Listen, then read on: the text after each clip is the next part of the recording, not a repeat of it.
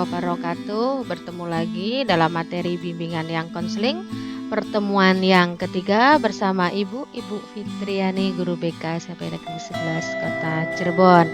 Gimana kabarnya anak-anak? Semoga kalian tetap dalam keadaan sehat walafiat, tidak kurang suatu apapun. Dalam pertemuan kali ini, Ibu akan berusaha memberikan informasi tentang media sosial. Jelas, Ibu yakin bahwa kalian sudah mengenal media sosial, bahkan mungkin sudah menggunakan media sosial tersebut. Nah, baik atau tidak ya media sosial itu? Apa itu media sosial? Media sosial adalah sebuah tempat bagi para penggunanya, yaitu seperti kalian, dapat dengan mudah berinteraksi secara online, tidak perlu tatap muka langsung. Media sosial juga adalah sebuah media untuk bersosialisasi satu sama lain dan dilakukan secara online yang memungkinkan seseorang atau sekelompok orang untuk saling berinteraksi tanpa dibatasi ruang dan waktu. Itu adalah pengertian dari media sosial. Nah, sebelum ke materi berikutnya, Ibu akan berikan tugas nomor 1. Ingat nak, dalam bimbingan konseling itu tugas tidak ada nilainya yang berupa angka. Tapi kenapa Ibu berikan tugas dan kalian juga harus menjawab? Tugas ini itu untuk Ibu mengetahui sejauh mana kalian mengenal media sosial dan menggunakan media sosial. Jadi jangan takut salah, jangan takut untuk nanti untuk apa ya? Jawaban saya tidak, itu hanya untuk informasi ke Ibu saja bahwa seperti apa anak-anak Ibu SMP 11. Apa itu tugas yang pertama? Yaitu media sosial apa saja yang sekarang kalian gunakan atau yang sudah kalian gunakan saat ini. Bisa mungkin satu media sosial atau mungkin lebih dari itu. Boleh, kalian harus menyebutkan semuanya. Di sini tidak apa-apa, jangan, sekali lagi jangan takut menjawabnya. Fungsi dan tujuan dari media sosial. Yang pertama, pada dasarnya media sosial mempunyai peranan yang sangat penting di masyarakat. Sosial media sudah banyak digunakan pada beberapa hal. Salah satunya adalah digunakan dalam bisnis online. Pengguna sosial media yang aktif setiap hari bisa mencapai ratusan juta, karena seluruh dunia banyak menggunakan media sosial. Dari anak-anak sampai mungkin orang yang dewasa, semua banyak yang menggunakan media sosial. Di tempat inilah yang dijadikan sebagai sarana untuk promosi produk yang lebih bermanfaat dan tepat. Tidak hanya untuk bisnis saja, sosial media juga sudah banyak digunakan sebagai salah satu tempat untuk pertemanan. Kalian bisa menjalin pertemanan dengan semua orang tanpa dibatasi, laki, perempuan, tua, ataupun muda. Selain itu, sosial media juga dijadikan sebagai salah satu tempat untuk bertukar informasi antara satu dengan yang lain. Asiknya sosial media adalah salah satu keasikan yang bisa kalian rasakan adalah kita bisa berbagi foto, berbagi cerita, berbagi apa saja yang bisa kalian bagikan di sosial media. Tujuannya apa? Agar semua teman atau kontak yang kalian miliki tahu tentang apa yang sedang kalian rasakan atau kalian lakukan. Sekarang tugas yang kedua. Dari berbagai media sosial yang sudah kalian tadi sebutkan di tugas nomor 1, sekarang Ibu ingin kalian memberikan alasan kenapa kalian menggunakan media sosial itu. Selanjutnya ke materi. Dari keasikan yang tadi, yang sudah Ibu jelaskan tadi, ternyata ada dampak buruknya loh. Apa saja ya? Dari keasikan itu ternyata ada dampak buruknya loh. Aduh, apa saja nih dampak buruknya? Dari keasikan yang sudah Ibu jelaskan tadi, ternyata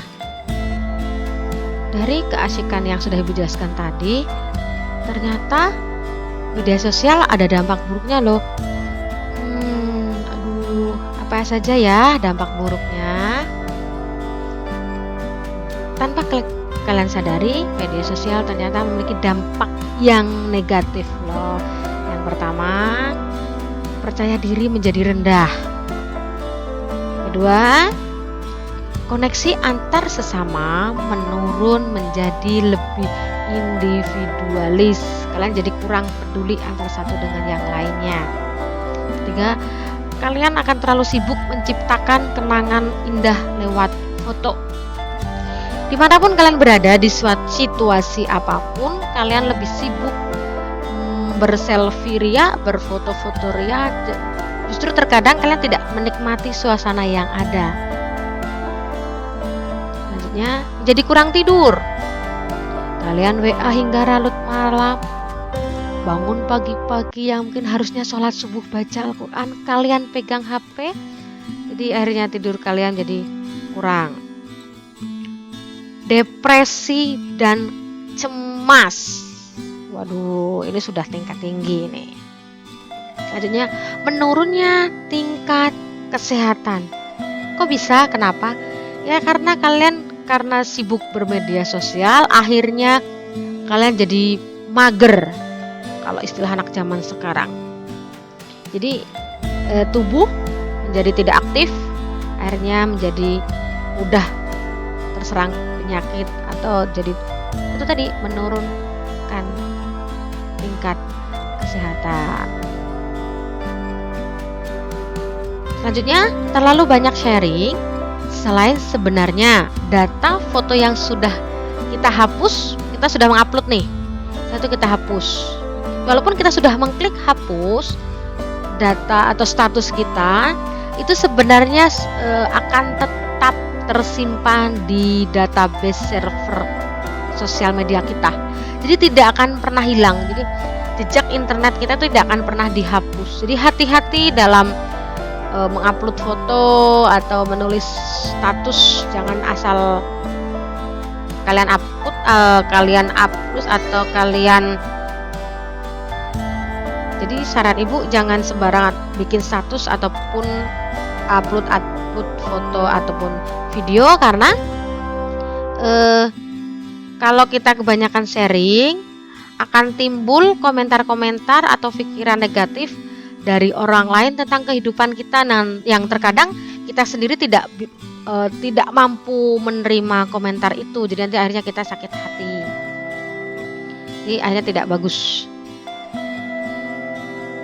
Sharing sesuatu yang tidak sepantasnya. Sudah kebanyakan sharingnya hal-hal yang nyeleneh, yang tidak bermutu. Kita itu harus bisa membedakan mana lelucon yang menghibur dan mana yang bisa menyakiti orang lain. Jangan sampai yang kita sharing itu bikin kita bermasalah nantinya. Terkadang keusilan kalian adalah saat bersama teman-teman, kalian foto teman kalian atau kalian videoin teman kalian anggap itu lucu, tapi tanpa kalian sadari itu mempermalukan teman kalian sendiri dan teman kalian bisa marah. Nanti akan bermasalah, akan menjadikan masalah buat kalian. Menjadi boros kuota. Bayangkan paket data yang kita pakai dalam 1 bulan habis berapa? Lah, kalau belum 1 bulan sudah habis. Lah, apa tidak kasihan sama orang tua yang setiap hari banting tulang? Akhirnya uangnya cuma kalian habiskan buat kuota. Bagaimana rasanya orang tua kita? Pasti sedih sekali. Kalian jadi tidak memiliki privasi gara-gara kebanyakan berbagi di sosial media. Kita jadi minim privasi. apapun yang kita lakukan, orang lain menjadi tahu.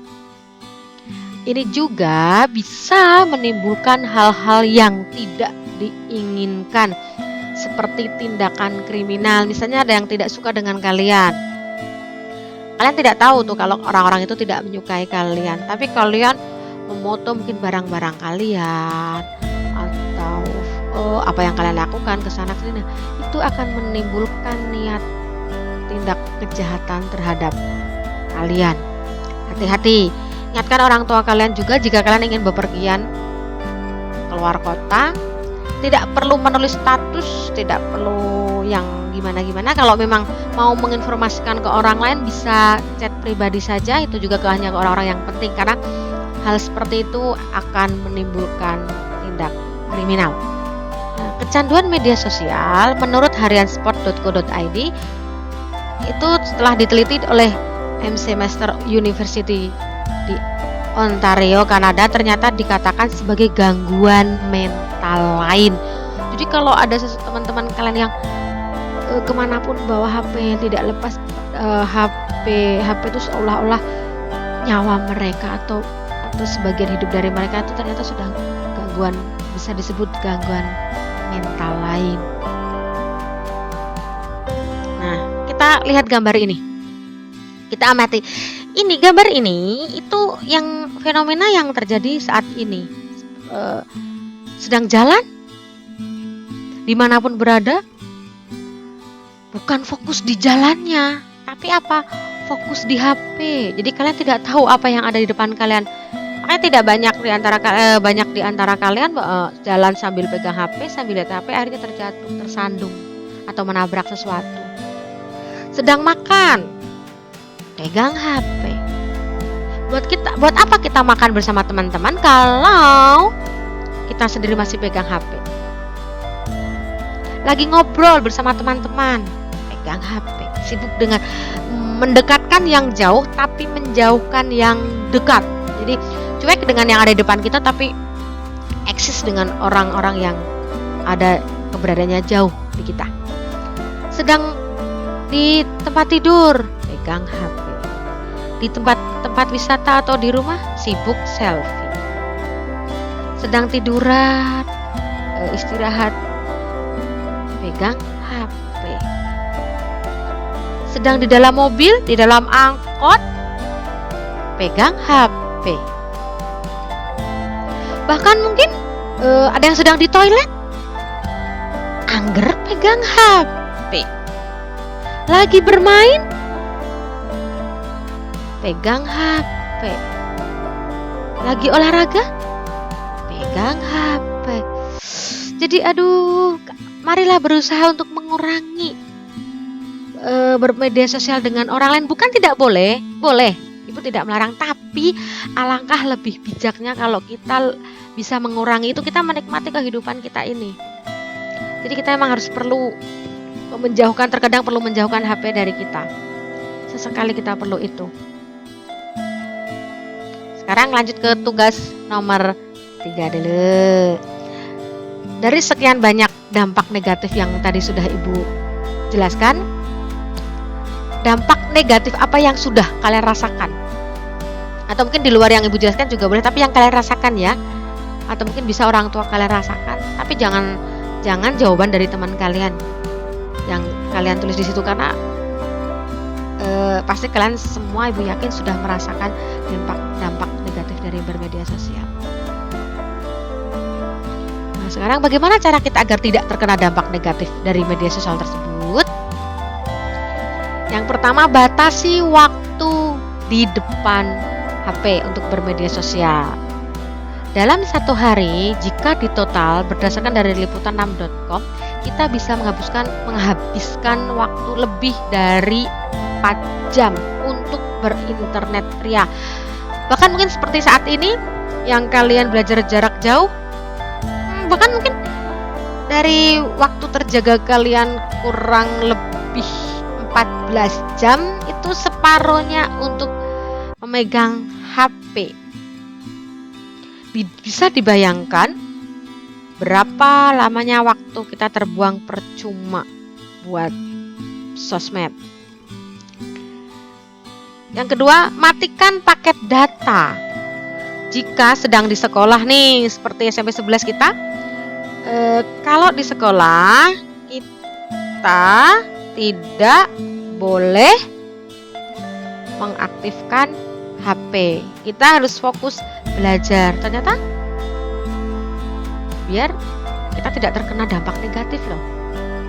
Jangan dikira, ternyata ada tujuan yang jauh lebih baik dari yang kalian duga. Kalian hanya merasa, mau main HP kok nggak boleh, begini aja kok dilarang. Kenapa kita juga harus mematikan paket data? Karena internet yang walaupun kita tidak gunakan itu akan selalu aktif. Jadi kalau kita mematikan paket datanya, kita bisa menghalangi diri sendiri untuk membuka media sosial. 3. Akseslah hal-hal yang positif. Karena selain ada hal yang negatif, banyak akun-akun media sosial yang meng-share hal-hal yang positif loh, mulai dari pengetahuan sampai informasi-informasi yang kita ketahui. Jadi buka video-video atau mungkin kata-kata yang memicu sesuatu yang positif bagi kita, video penyemangat misalnya, atau yang berinspirasi dan yang lain sebagainya. Atau mungkin seperti sekarang ini itu positif karena kalian belajar jarak jauh. Jaga privasi. Privasi itu sangat penting. Masa kita akan mengumbar-umbar kehidupan kita ke orang lain setiap saat? Nggak perlu. Sekarang tugas yang nomor 4 ya. Dari berbagai dampak negatif yang sudah kalian rasakan, usaha apa yang sudah kalian lakukan untuk mengurangi dampak itu? So, aku ceritakan di sini. Kalau sudah melakukan hal-hal yang di atas, apa saja yang akan terjadi? Waktu yang pertama adalah waktu bersama teman, keluarga, dan kerabat di dunia nyata bakal lebih banyak. Kedua, hemat. Bisa ditabung uangnya, bisa untuk sesuatu yang bermanfaat buat kalian nantinya. Hidup jadi lebih tenang. Karena kita terbebas dari komentar-komentar orang lain. Karena kadang-kadang kalau ada orang yang berkomentar hal yang negatif, kalau kita tidak suka dengan komentar mereka, terkadang membuat pikiran kita menjadi kacau. Privasi jadi lebih terjaga. Jelas. Manfaat lain dari media sosial. Dapat belajar mengembangkan keterampilan teknis dan sosial yang sangat dibutuhkan dalam era digital sekarang ini. Ajang bisnis, ya, lewat media sosial bahkan seorang anak SMP, SMA bisa membeli gadget atau HP lewat pendapatannya di online shop. Hanya dengan men-share, memposting barang dagangannya, kita sudah mulai bisa belajar berbisnis di usia muda dan punya penghasilan sendiri. Berbagi ilmu. Sosial media juga bisa menjadi ajang buat kalian berbagi-bagi pengetahuan loh. Jangan salah. Banyak forum atau grup yang isinya membahas tentang informasi-informasi terkini yang terkait dengan pelajaran. Ya, seperti yang aku bilang, kita bisa jadi lebih pintar. Apalagi sekarang kita sedang belajar jarak jauh. Yang keempat, memperluas media pertemanan. Kita bisa berteman dengan semua orang, tapi ingat, jangan kalian berteman dengan sembarang orang. Kalau kalian sudah berteman, gini nih, kalau kalian udah berteman nih misalnya, tapi teman tersebut kalau komentar atau tulis status atau upload sesuatu yang kurang bagus, alangkah lebih baiknya kalian membatalkan pertemanan dengan orang itu. Jadi harus bisa menyaring teman-teman yang baik buat kalian, yang bermanfaat buat kalian. Sekarang tugas yang nomor 5. Selain dari dampak negatif yang sudah kalian rasakan, tentunya ada juga kan dampak positifnya. Oke, Nah, coba jelaskan dampak positif apa dari media sosial yang kalian rasakan. Sekarang pesan dari Ibu, dalam bermedia sosial hendaknya kita menjauhi yang negatif, perbanyak yang positif. Yang kedua, jangan mudah tersinggung dengan status orang lain. Ini sering terjadi. Temennya nulis status, Bu itu nyindir saya, Bu itu status buat saya. Kalian jangan baperan dong dengan status orang lain, karena terkadang teman kalian nulis status tuh untuk menasehati dirinya sendiri, bukan untuk dirimu. Jadi udahlah, selama nama kalian belum disebut di situ, biarkan teman kalian menulis status apapun karena itu haknya. Karena itu tadi, media sosial tuh bebas mau menulis apapun di situ. Yang ketiga, jangan mengeluh dan jangan curhat di sosmed. Sosmed itu tidak akan menjawab loh. Banyak yang doa di sosmed, lagi berbuat ABCD sosmed. Tanpa kalian sadari, bisa jadi hal-hal yang demikian menjadi bahan tertawaan orang lain. Kalian happy, orang lain belum. Bahkan mungkin orang lain meremehkan itu. Nanti pas saat kalian dikomentari hal yang baik, kalian sakit hati. Oke, cukup sekian dari Ibu. Terima kasih atas perhatiannya. Assalamualaikum warahmatullahi wabarakatuh.